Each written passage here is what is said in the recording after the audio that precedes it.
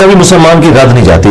مسند احمد میں حدیث ہے کہ مسلمان کی دعا کبھی بھی رد نہیں جاتی, ذہن میں رکھیے گا. نبی علیہ السلام فرمایا کہ وہ 3 طرح سے قبول ہوتی ہے, یا جو کچھ مانگا وہ مل جائے گا, یا اس کے بدلے کوئی بہتر نعم البدل مل جائے گا, کوئی مصیبت بھی ٹال سکتی ہے, اور اگر یہ نہ ہوا تو وہ تمہاری دعا قیامت کے دن کے لیے سٹور کر دی جائے گی, تمہیں اجر ملے گا. لہذا یہ تو اپنے دماغ سے نکال دیں کہ دعا ریجیکٹ ہوتی ہے, دعا کبھی بھی ریجیکٹ نہیں ہوتی. دوسری بات, دعا کرنا آپشنل نہیں ہے, یہ مسلمان پہ فرض ہے. جو مسلمان دعا نہیں کرتا وہ اللہ کا نافرمان ہے, اللہ تعالیٰ کا باغی ہے, اللہ تعالیٰ اس سے ناراض ہوتا ہے. ادعونی استجب لکم ان الذین یستکبرون عن عبادتی, سورہ المؤمن کی آیت نمبر 60 ہے. اے میرے بندو مجھ سے مانگو, جو لوگ مجھ سے دعا کرنے میں تکبر کرتے ہیں میں انہیں ذلیل و خوار کر کے جہنم میں داخل کروں گا. دنیا کے بادشاہ تو مانگنے پر ناراض ہوتے ہیں, اور ہم اس بادشاہ کی عبادت کرتے ہیں کہ جس سے نہ مانگا جائے تو وہ ناراض ہوگا. یہ ضروری ہے. جامعہ ترمذی میں حدیث ہے, نبی علیہ السلام نے فرمایا کہ جو چاہتا ہے نا کہ مشکل اور پریشانی میں اس کی دعا قبول ہو, اسے چاہیے کہ جب حالات فیوریبل ہو اس وقت بھی اللہ کو یاد کرے. ہاں, دعا سے اپنے آپ کو بے نیاز نہیں کرنا. ٹھیک ہے. پھر دیکھیں سورہ البقرہ کی 186 آیت مشہور, وَإِذَا سَأَلَكَ عِبَادِي عَنِّي فَإِنِّي قَرِيبٌ أُجِيبُ دَعْوَةَ الدَّاعِ إِذَا دَعَانِ.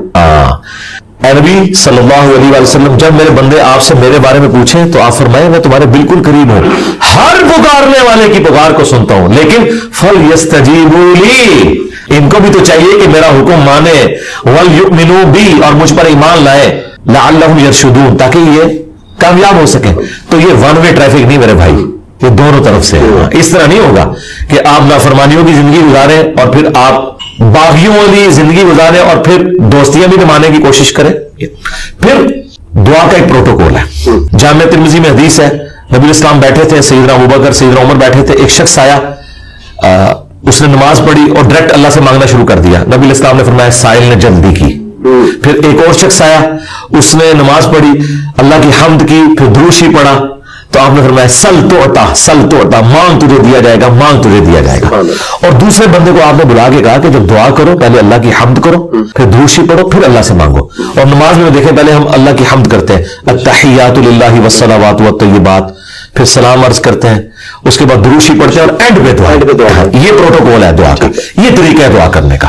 آپ نے دعا اس طریقے سے اللہ کے حضور پیش کرنی ہے تو دعائیں اللہ تعالیٰ قبول فرمانے والا ہے. اور بعض اوقات انسان یہ چاہتا ہے کہ جو میں مانگ رہا ہوں نا یہی مجھے مل جائے. یہ سب سے بڑی انسان کی کمزوری ہے. میں اپنی زندگی میں کئی ایسی دعائیں جانتا ہوں جو میں آج کہتا ہوں کہ شکر ہے وہ قبول نہیں ہوئی, اور اس وقت اگر آپ مجھے پوچھتے تو میں کہتا کہ میری زندگی کی سب سے بڑی خواہش یہ ہے.